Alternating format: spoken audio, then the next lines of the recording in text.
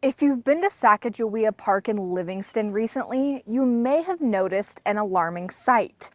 Dozens of dead fish lining the lagoon's edge.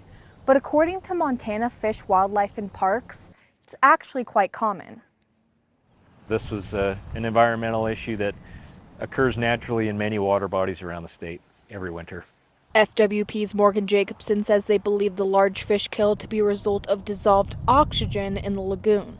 So what happens when a small water body like this freezes over in the winter, that ice essentially caps the oxygen that's in that water body until the ice melts off. Jacobson says small water bodies like the Sacajawea Lagoon have a limited oxygen level already, causing reduced oxygen during the winter to become deadly for the fish.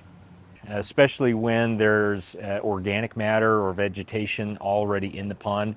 Those things consume oxygen as well. Jacobson explains that some of the fish that winter in the lagoon occur there naturally, like carp and brown trout, that make their way in from Fleshman Creek nearby.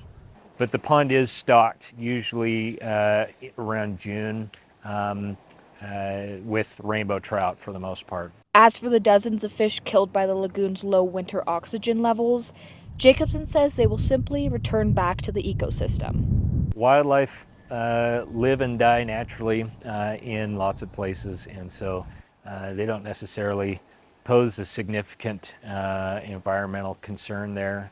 So, despite the concerning sight, the dead fish don't represent any sort of issue with the health of local hatcheries.